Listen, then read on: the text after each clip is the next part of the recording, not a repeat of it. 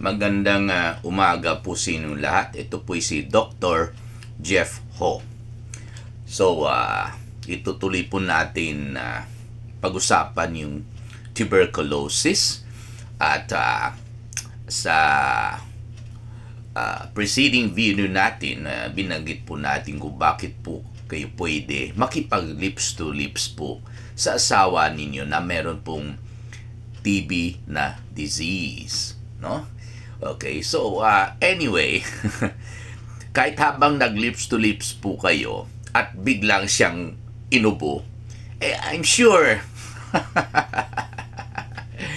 hindi naman kayo makipag-halika or tuloy-tuloy pa rin kayo mag-lips to lips. Siyempre, mag-time out kayo, di ba? Oh, so, paubuhin muna ninyo si Mister. Okay, although, meron talagang lalabas na mikrobyo tuwing inubo siya.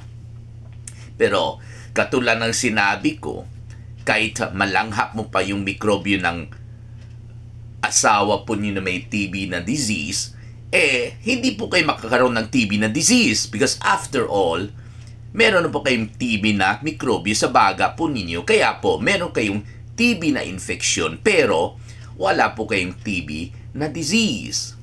Okay? Kaya po nagkaroon ng TB na disease yung asawa ninyo, maaring bumagsak po ang kaniyang immune system. Okay? At gumising yung mikrobyo ng TB sa baga ninyo. Bakit bumagsak ang immune system? Sinabi ko na po noon, palagi kong sinasabi ito. Late matulog. Pag late kayo natutulog, babagsak ang immune system, magigising po yung mikrobyo sa baga ninyo na meron tayong lahat. Kasi po hindi po natin maiwasan because ang hangin ng Davao City at Pilipinas, meron talagang TB na mikrobyo. Okay? So, wag po natin sisihin yung kasama natin sa bahay pag magkaroon po tayo ng TB na disease because we have only ourselves to blame. Okay? Sisihin po natin yung sarili natin. Bakit gumising yung mikrobyo? Kasi bumagsak ang immune system. Bakit? Kasi late matulog. Tapos napapagod. Maaga gising, kulang sa tulog, pasok sa eskwelahan, pasok sa trabaho, hindi kumakain ng breakfast. Ayan, skipping of breakfast. Okay? O kaya, late kumain. Gisingin, ayaw gumising. Pahintayin pa yung blessings or yung pagkain sa mesa. No? Kaya gumising ang mikrobyo. Okay? Kaya po, huwag kayong matakot sa mister ninyo. No? Katulad na sinabi ko, baka biglang may problema kayo. Okay? Hindi na kayo kumakain si Mrs. na walang TB na disease, pero meron siyang TB na infection kasi meron na po siyang mikrobyo ng TB sa baga na nakuha pa niya noon. Hindi galing kay Mister. Biglang hindi natutulog na kasi may problema.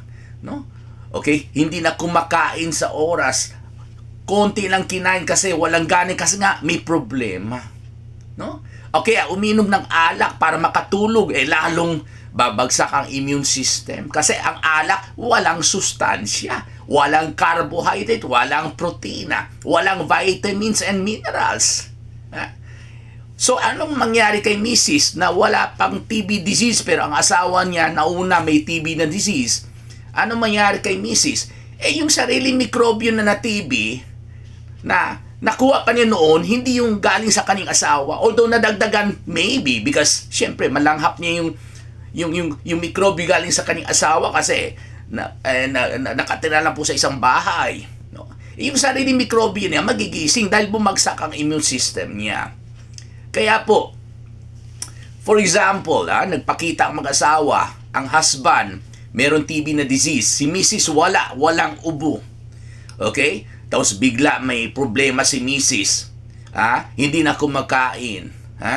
So, after 2 to 3 months, nagising yung mikrobyo ng TB sa baga niya. Kinain yung baga niya. Nagkakaroon na siya ng plema at ubo. Okay? At, syempre, nagpapa-chest x-ray 2 to 3 months later, positive sa TB. Eh, anong sasabihin ni Mrs.? Kasi nahawa ako sa iyo eh. Mali. Mali. Huwag mong sisihin yung asawa ninyo. Sisihin ho ninyo yung sarili ninyo kasi hindi na po kayo kumakain sa oras dahil sa problema. Hindi na kayo natutulog or hindi kayo makatulog dahil sa problema. Ayan. So, wag po natin sisihin yung iba pag magkaroon po tayo ng TB na disease. Hindi ko na pwede sisihin yung mga pasyente natin na yan ang inisip nila.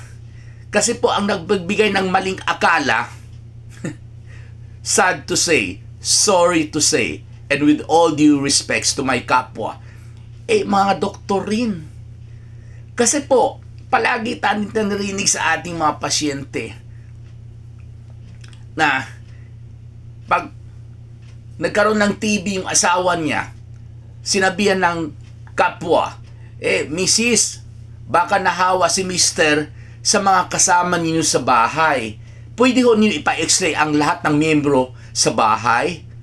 Mukhang hindi po ganyan ang umpisa ng TB Ha? At bakit sinabi ko na mukhang hindi tama? Kasi sa lahat ng pasyente na pumunta sa clinic, pina-x-ray nila ang lahat ng mga miyembro sa bahay nila. Sabi nila, Dok, wala naman isa sa amin na may TB. Si Mr. ko lang. Or si Mrs. ko lang. Bakit? Kasi nga, hindi nga nahawa ni Mr. ang mga mikrobyo kung meron man sa mga kasama sa bahay niya. Kundi, gumising yung TB na mikrobyo, okay, na nakuha pa niya noon pa dahil bumagsak ang immune system ni Mr. Ganon po yan. Okay? So, wag natin isipin na nahawa tayo sa iba. Huwag natin sisihin yung iba. Meron naman rin paminsan-minsan. Kasi po, si Lola may TB noon, kaya nagkaroon ako ng TB ngayon. Ano ba yan? At kung tanungin mo naman, kailan nagkaroon ng TB si Lola? 3 years ago. Past tense na yun Wala na yun, treated na yun.